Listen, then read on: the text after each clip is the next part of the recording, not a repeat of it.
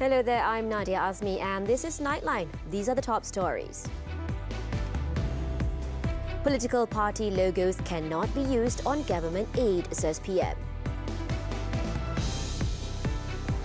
And Malaysia's consumer price index cools to 2% in July 2023.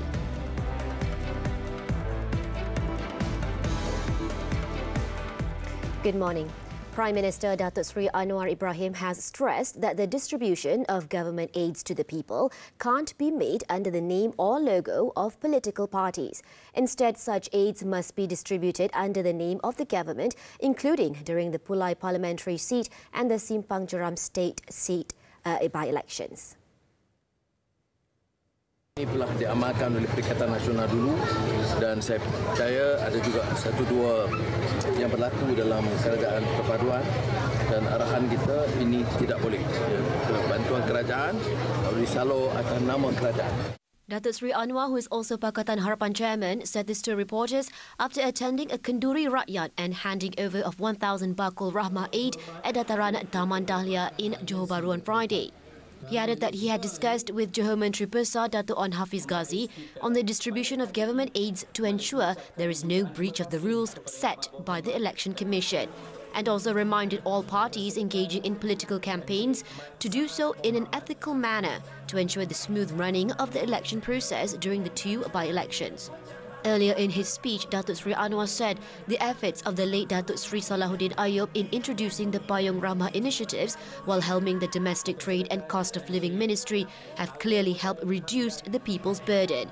He added for the long term, the government is focusing on strengthening the agricultural sector to reduce Malaysia's dependence on food imports, which is costing the country tens of billions of ringgit every year. Meanwhile, Datuk Seri Anwar said the federal government will create a special financial zone in the Forest City Property Development Area in Iskandar Puteri in an effort to stimulate investment and economic growth in Johor. The Prime Minister, who is also the Finance Minister, said the cost of doing business for companies operating in the zone will be lower, aided by several incentives provided by the government. This means other management costs in the zone will also be more affordable, such as tourism, education and health. Datuk Seri Anwar added the creation of the zone could attract more investors considering Johor's strategic location next to neighbouring Singapore, the availability of a complete basic infrastructure and with costs in Singapore currently considered high. He also announced several incentives such as the extension of incentives in Iskandar, Malaysia to Forest City, including a special income tax rate of 15% for skilled workers and the provision of multiple entry visas. The Science, Technology and Innovation Ministry will install 4 more gamma spectrum water monitoring stations in Malaysia's waters to monitor the treated radioactive water released from the Fukushima Daiichi nuclear power plant into the Pacific Ocean by Japanese authorities. Its minister, Chang Likang, said currently the system has been put in place in Sabah waters to monitor any increase in radioactivity levels in real time as an early warning detection system. Untuk makluman semua, sensor ini hanya selain daripada Malaysia, hanya Singapura dengan Vietnam saja ada. So Malaysia adalah negara yang ketiga lah yang memasang sensor ini.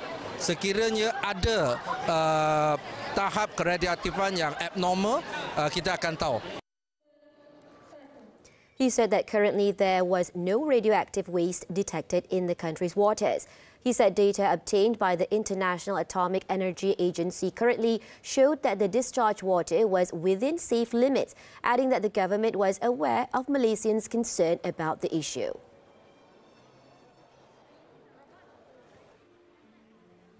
In other news, Malaysia has yet to decide whether to impose restrictions on seafood imports from Japan following the release of the treated radioactive water into the Pacific Ocean.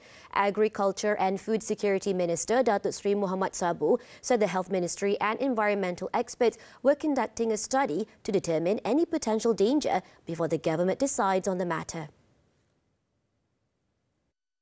Pihak kita akan membuat kajian dan akan mengambil penilaian yang bersama dengan negara-negara lain kerana soal sisa nuklear yang dimasuk ke dalam laut ini dia boleh merebak ke seluruh dunia dan kita akan buat keputusan bersama melalui kajian.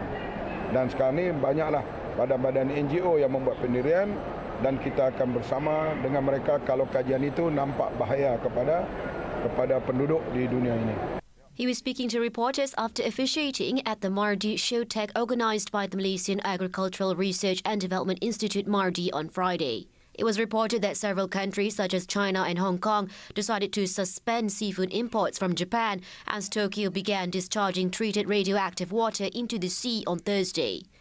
Meanwhile, Datuk Seri Muhammad said the government is now focusing on the security of food supply, especially rice, in response to early warnings from countries like India and Vietnam that may increase prices or stop exporting altogether. He said early preparations must be made to ensure an adequate rice supply through new technology and research, as Malaysia currently imports 35% of its rice needs. Meanwhile, seawater samples taken following the release of wastewater from the crippled Fukushima nuclear reactor showed radioactivity levels well within safe limits.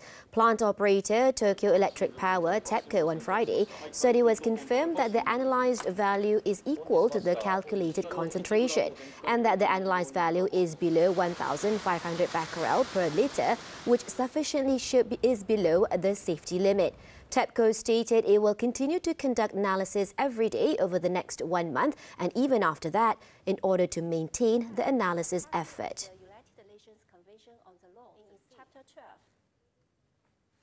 Malaysia's Consumer Price Index CPI has cooled to 2% in July, the lowest for the year. Inflation, which came in at 2.4% year-on-year in June, has shown a moderating trend since January when it stood at 3.7%. According to the Department of Statistics Malaysia DUSIM, the low inflation rate was driven by the slower increase in restaurants and hotels, food and non-alcoholic beverages, followed by miscellaneous goods and services. The component of food at home recorded a slower increase for 5 consecutive months to 3%. 9 states recorded increases below the national inflation level, with Labuan recording the lowest with 1.1%. However, 6 states recorded increases above the national inflation level, namely Pahang, Sarawak, Putrajaya, Perak, Selangor and Melaka. Now, economist Professor Jeffrey Williams said that with Malaysia's inflation rate expected to continue its downward trend throughout the year, prices across the board are somewhat moderating as well. This is largely because of international factors, particularly due to lower costs of oil and transportation, allowing the country to have lower headline inflation. Although food price inflation is still higher than other categories, and it still has a bigger impact on the overall CPI because it has a higher weight. Nonetheless, we're seeing that most categories of food are now slowing in terms of the price rises, and across the board for other categories in the CPI, we are seeing prices slowing down or being stable or actually falling. So inflation for transport and communications actually was negative, so the prices there are lower than they were before. Only in the education sector did we see a slight rise in inflation. So that means that there is a general slowdown in the rate of inflation, which is exactly what we had predicted, and we expect that it will continue for the rest of the year. Professor Williams also expects interest rates to remain at 3% until year-end. Core inflation, which is the measure that's most often used in terms of policy, has also slowed from 3.1% in June to 2.8% in July. And that's also indicating that prices generally are slowing down. What that means in terms of policy is that we don't expect there to be any further changes in interest rates by Bank Negara for the rest of the year. The moderation in inflation also means that the government can now focus on subsidy reform, because when you remove subsidies and price controls, that does give a risk that there will be a price hike. But now that inflation is much lower and more stable, we can expect that we wouldn't necessarily have a price hike if the subsidy programs were to be removed or reduced. So in the budget, we hope that we would be able to see that progress being made on subsidy reform. The government has not made any decision to increase the price of rice following the halt of exports by exporting countries. Acting Domestic Trade and Costs of Living Minister Dato' Armizan Muhammad Ali said an ongoing study is being conducted to ensure appropriate actions can be taken to maintain the stability of food prices in the country. Apabila kita terpaksa bergantung dengan bekalan sumber makanan import daripada luar, kita juga tertakluk kepada sebarang isu-isu berbangkit sama ada di peringkat negara sumber tersebut, dasar kerajaannya ataupun juga isu-isu lain termasuklah geopolitik. Kita tahu konflik Ukraine, Russia. Dato' Armizan said this to reporters at a media briefing in Papar, Sabah on Friday.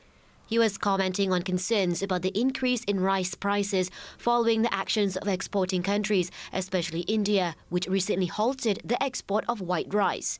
He added that for the long term, efforts are underway to encourage paddy cultivation throughout the country. Apart from paddy, Dato' Armizan said that the government also recognised the need to initiate cultivation of other crops, most of which are imported, to ensure local supply remains available. He pointed out that although the cost of producing these food items locally is higher compared to importing, it is necessary for the nation's food security. This week on Money Matters, Malaysia emerges stronger after the pandemic. Valuable lessons to build resilience and manage future crises. Prioritizing equitable recovery, leveraging technological advancements, and strengthening social safety nets. Join us with World Bank Country Manager for Malaysia, Yasuhiko Matsuda, this Saturday at 5 p.m. on TV3 and the live HD stream on Tonton. The Personal Data Protection Department, JPDP, has launched an investigation into the alleged leakage or misuse of data related to the Selangor government's state life insurance scheme, Insurans Hayat Selangor Ehsan. Communications and Digital Minister Fahmi Fazil, however, said he could not elaborate on the matter until after the probe has been fully completed. Mana-mana insiden yang berlaku sekiranya pihak Jabatan Perlindungan Data Pribadi mengesan kemungkinan berlaku apa-apa aspek yang melibatkan data pribadi, maka mereka ada kuasa untuk menyiasat. Saya difahamkan isu ini dalam siasatan. Jadi saya tak boleh komen lebih dari itu. Responding to further questions by the press, Fahmi said such investigations usually require some time to complete, depending on several factors involved. The Sabah government will build a 4 billion ringgit hydroelectric dam in Ulu Padas, Tenom as a long-term measure to resolve the water woes in the state. Chief Minister Datuk Seri Haji Nur said the project, which will be jointly implemented by the state government through the Sabah Energy Commission and the private sector, will be launched in October and is expected to be completed in 2027. Dengan pelaksanaan projek ini, kita dapat menyelesaikan masalah air untuk jangka masa panjang nanti. Kerana apabila siap ampangan di Ulu Padas Tenom ini, ianya boleh menyalurkan air sehingga 6,000 juta liter sehari.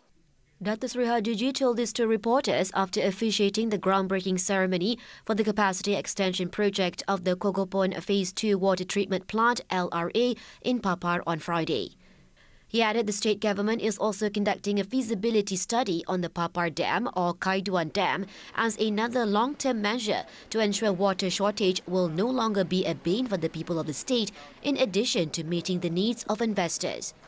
On the Kogopon Phase 2 LRA project, he said it would involve upgrading the capacity from 40 million litres per day MLD to 80 MLD, with work set to begin this month and completed in 2026. The 379 million ringgit upgrading project, apart from benefiting 160,000 consumers in Putatan, Kinarot and Lokkawi, will also increase water supply coverage to cater to industrial needs. The Health Ministry has confirmed 2 recorded cases of monkeypox in the country. Health Director General Datuk Dr. Muhammad Radzi Abu Hassan said the first case was confirmed on July 26, involving a male foreigner who has been residing and working in Malaysia since April 2022. The second case, confirmed on July 29th, involves a Malaysian man who is a close contact of the first case. Datuk Dr. Muhammad Radzi said all close contacts for the first case were identified and closely monitored, and aside from the second case, no one else experienced any monkeypox symptoms. He said there are no other cases other than 2 patients so far, adding that the second patient did not have any close contacts. All travellers arriving from countries with reported monkeypox are advised to monitor their health daily for symptoms for a period of 21 days from the date of arrival in Malaysia. Among the symptoms are fever, fatigue, headache, and a maculopapular rash that starts on the face, spreading to the palms and soles, followed by other parts of the body. The racial biases shown by property owners towards prospective tenants are a constant headache for many who are looking for homes to rent, especially in the Klang Valley. The government is drawing up specific laws to address the problem, but as FMT's Samuel Chua reports, the real battle is changing the mindset of the owners themselves. The internet may have simplified a tenant's task of identifying houses or rooms to rent. But for some Malaysians, that is not the end of their worries. The racial discrimination they are liable to face from landlords can sometimes be insurmountable. Take married couple Anton Tanabalasingam and Shalini Yap, who are both working professionals with steady incomes, of meeting their monthly rental commitments. However, for some landlords, their ethnicity matters more than their ability to pay rent. I guess the problems were because quite a number of people didn't want to rent out to Indians for some reason. Anton says there is an unfair stereotype about Indians being bad paymasters. Activist Ryan Chua says existing legislation in Malaysia is of no help to renters facing discrimination. But he hopes that the proposed Residential Tenancy Act, expected to be tabled in Parliament next year, will help resolve the problem. So when you have the Residential Tenancy Act, elements of non-discrimination are also in there, right? And it allows people to also have conversations to resolve such issues. Chua says the law will prohibit the practice of racial discrimination by landlords and give prospective tenants an equal shot at securing a place to stay. His NGO, Komas, is also pushing for a National Harmony Reconciliation Commission to be set up to provide an avenue for mediation of issues which relate to race and religion. For Anton and Yap, however, the code letter of the law alone will not resolve the problem. I think if people just had a little bit more of humanity in terms of interacting and dealing with others, it would immediately solve the problem. Samuel Chua, FMT for Nightline. When Nightline returns, rubbish fire in Indonesia declared an emergency. Stay with us.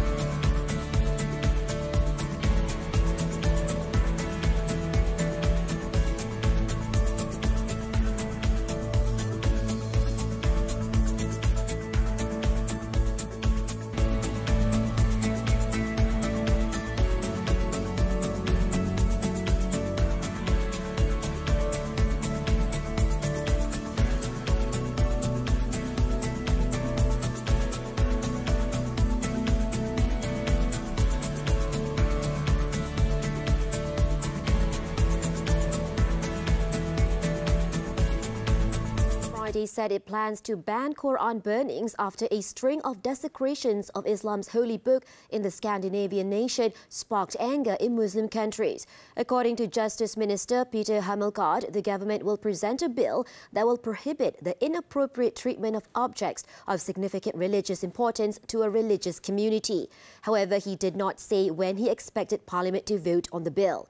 Neighbouring Sweden has also said it is examining ways to legally limit Quran desecrations to reduce tensions after recent threats that led to the country's security officials to raise the terrorist threat level.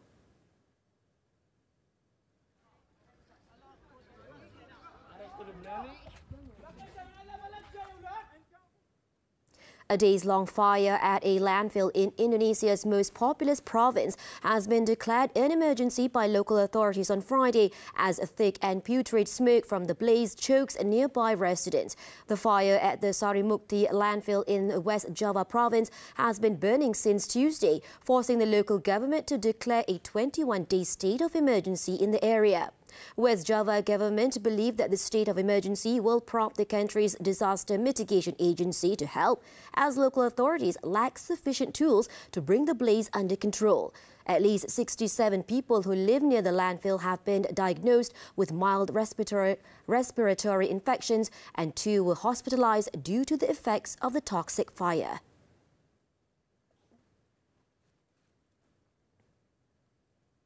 Former United States President Donald Trump has surrendered himself to authorities in the state of Georgia, where he faces criminal charges related to efforts to overturn the 2020 election. The Republican leader flew down from his residence in Badminton, New Jersey, to appear at the Fulton County Jail on Thursday, less than a day ahead of his deadline to surrender. Once inside, he was swiftly booked, a process that required Trump to have his mugshot taken, a first in U.S. presidential history. The 77-year-old is just one of 19 people charged in the Georgia election case. He had been released on a $200,000 bond agreement, the highest of all his co-defendants. The election was a rigged election, a stolen election. Maui County in Hawaii has sued an electrical company over the fires that devastated Lahaina, saying the utility negligently failed to shut off power despite exceptionally high winds and dry conditions. The county filed a lawsuit on Thursday to Hawaiian Electric after saying that downed power lines started the wildfires that destroyed the historic town of Lahaina earlier this month, killing at least 115 people and displacing hundreds more. The lawsuit said the destruction could have been avoided and that the utility knew that if their overhead electrical equipment ignited a fire, it would spread at a critically rapid rate. The electrical company is also facing several lawsuits from Lahaina residents as well as one from some of its own investors, saying it failed to disclose that its wildfire prevention and safety measures were inadequate.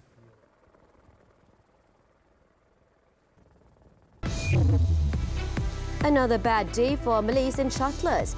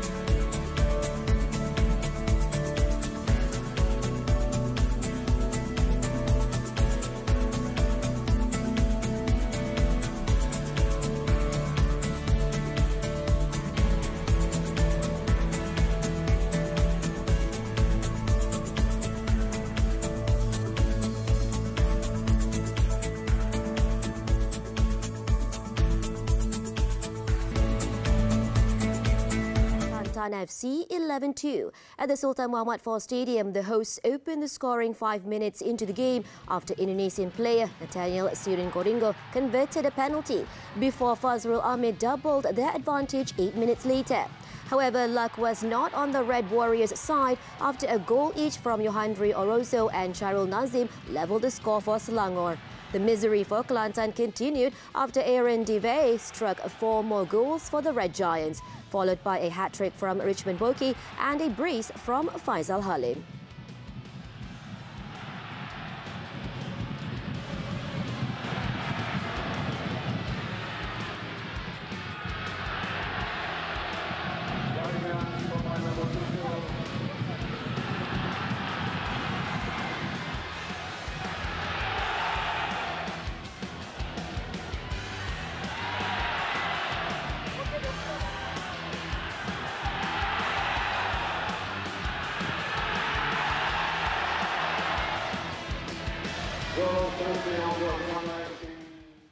Turning to badminton, the 2023 BWF World Championships. World number 11 shuttlers Perlitan and Tina fell just short in their ambitious bid to become the first Malaysian women's doubles medalist since its inception in 1977.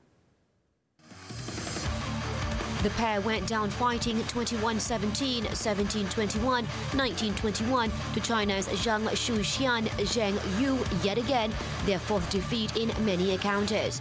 The national women's doubles pair had a great opportunity to win the match when they led 11-5 in the second game, but failed to capitalize on their advantage. Meanwhile, Malaysia suffered a double blow when debutants Chen Tang-ji, Toh Yi-wei were also knocked out in the mixed doubles quarterfinals. Tang-ji Yi-wei were outplayed 21-11, 21-11 by Japanese second seeds Yuta Watanabe, Arisa Higashino.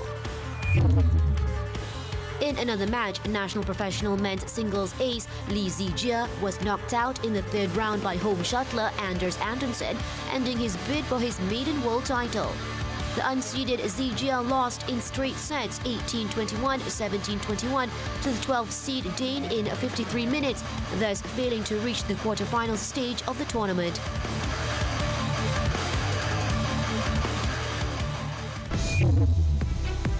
More after the break. 2 men charged for trafficking over 400 kilograms of drugs. Stay with us.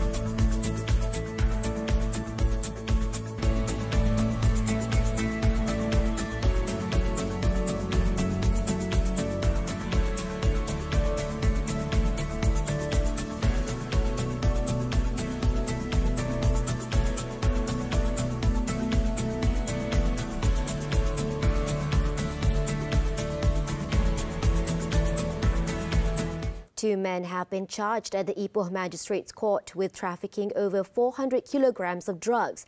Chung Boon Wah and Seng Chung Leong, both 44, were jointly charged with 4 counts of trafficking 413.826 kilograms of nimetazepam at a house in Jalan Seri Klebang, Cemor on August 15th. They were charged under Section 39B(1)(a) of the Dangerous Drugs Act and can be punished under Section 39B(2) of the same law and read together with Section 34 of the Penal Code. No plea was recorded. If convicted, they face a death sentence or life imprisonment with a minimum of 12 rotans.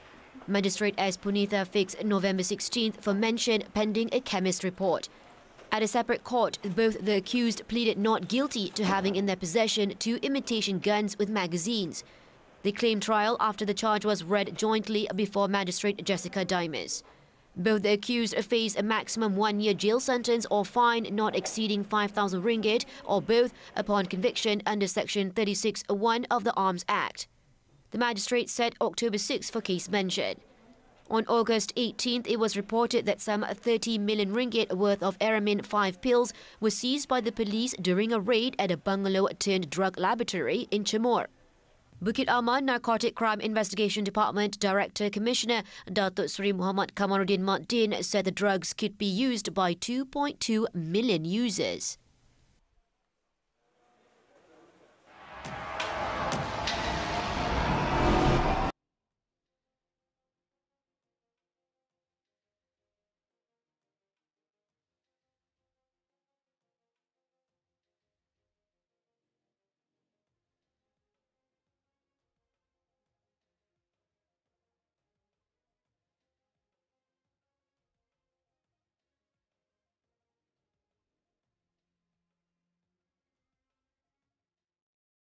And as we wrap up Nightline this time around, let's take a look as hundreds of young men and women from the different clans of the Maasai community converged on Narok this week to celebrate their culture and chart ways to preserve it. With that, I'm Nadia Azmi. Thank you for watching and have a good day ahead.